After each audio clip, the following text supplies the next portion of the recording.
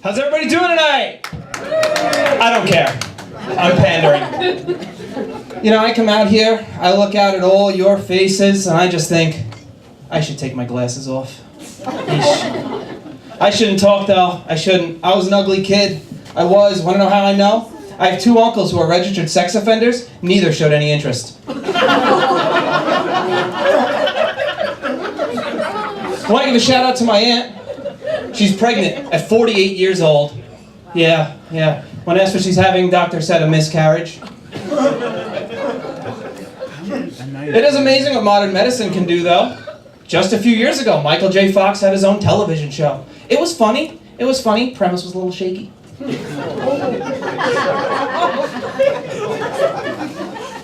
My grandfather has Parkinson's disease. He's also a very religious man. So whenever there's an unwanted pregnancy in the family, we just bring it to term and let him hold the newborn for a minute.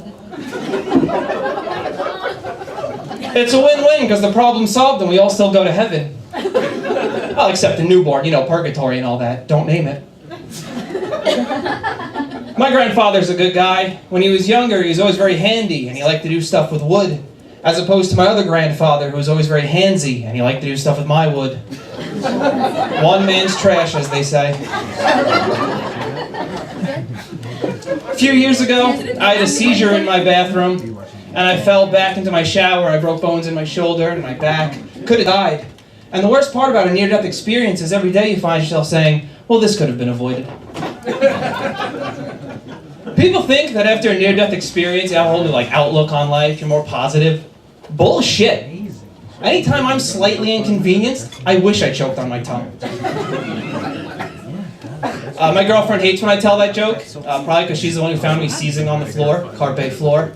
But I always tell her, if you would have just left me there, you wouldn't have to hear it. We've been together for 7 years now, my girlfriend and I. 7 years.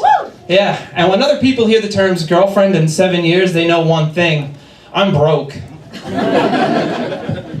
After 7 years and no ring, my girlfriend starts quoting Britney when she looks at me. You better work, bitch.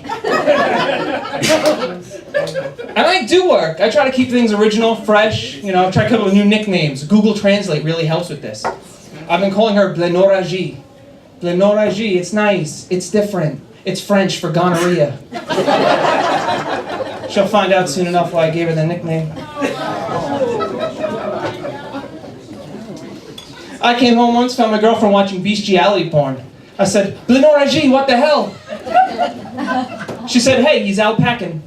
I don't mind when she watches the bestiality porn, but when she partakes, I think she's a cheetah.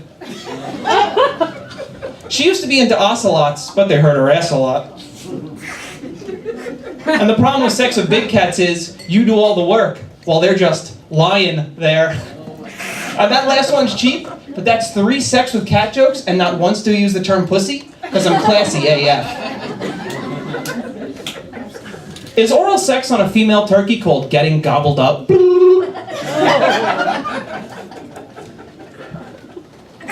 You ever hear sirens after watching porn and think, that said MILF, right? No? So you know you shouldn't be watching what you're watching. That's good. Remember, incognito mode doesn't hide you from the government, only your wife. Sometimes, after a particularly large bowel movement, I turn around and think, I could be gay. If that's going on, imagine what could be coming in. I'll turn around, I try to compare, fluff it up a little bit. Feel bad about myself. One time during intercourse, this chick called me daddy. Yeah, that annoyed me because we were supposed to be role-playing. No, honey, this is pretend. I'm Batman. You're Talia. That's something only women can get away with, right? The whole daddy thing? I would want to test my luck. Be like, yeah, mommy. Or worse, yes, mother.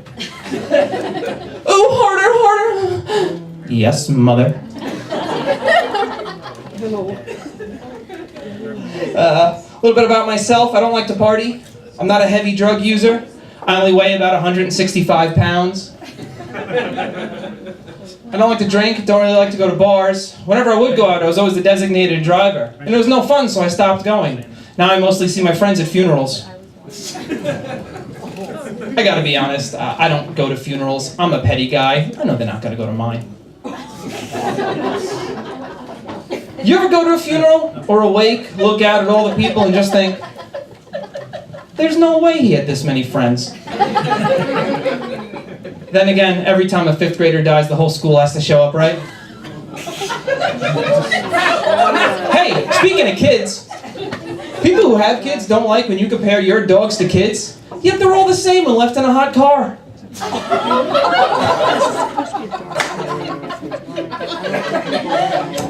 That was so funny, I ripped the cord out.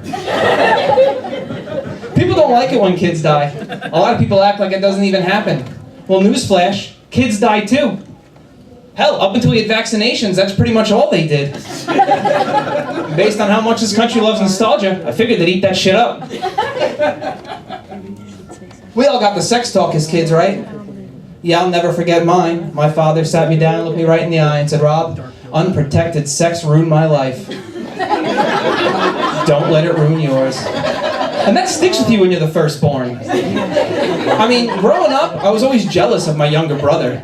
He seemed to have everything. Brains, athletic ability, cancer. Now as an adult, I don't even have a younger brother. My brother actually went to Maritime, became an engineer. I have a history degree. Here I am. Guess which one of us our parents are more proud of? That's a trick question. Our sister killed them both in their sleep when she was 14. Those teenage years can be rough on a girl. But when you're a history major, they make you read some shit. You don't graduate with a degree in history with a lot of faith in humanity. I had to read Mein Kampf, Hitler's book, My Struggle, where I'm pretty sure he coined the phrase, the struggle is real. I also had to take public transportation. And people don't like when you read Mein Kampf on the bus. They really don't like when every few pages you say, oh, that's a good point. Got me there. April Fool's Day was a couple weeks ago. That's my favorite holiday. I love to play pranks on people. Every year I play the same prank on the same person. Every year I get down off the chair, untie the noose, and convince myself life is worth living. And every year I fall for it.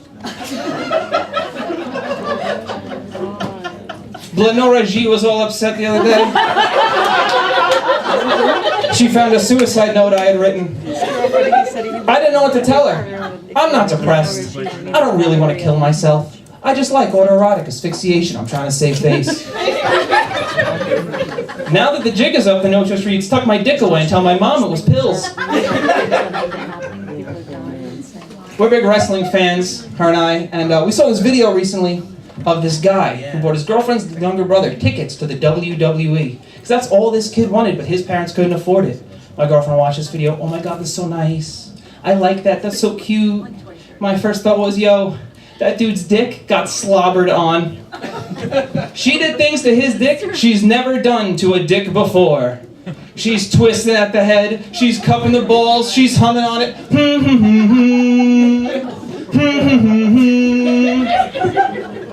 His dick got so wet it wrinkled like he was in the shower for too long. We were at the store, we saw this can, a spray, it said repels chiggers. That's disgusting. This is 2018. The preferred term is blazing. Disgusting. I was talking to this woman. She told me that ever since she had kids, she sneezed and peed all over herself. That's gross, but it really told me something about myself. Because my first thought was, is she coming on to me? Daddy like. Mother. I'll leave you with this. I had a bunch of friends, they went to an Ethiopian restaurant, and they were telling me that the food was so good. I thought that was really interesting. I've never had Ethiopian food, and neither have most Ethiopians. If I went to an Ethiopian restaurant, I'd expect the menu to be blank. Hello, sir, welcome to the distended belly. Today's specials, worms and dirt. Soup du jour, mud. Can I just have a glass of water? I wouldn't. Thank you, everybody. I'm Robb, you've been great.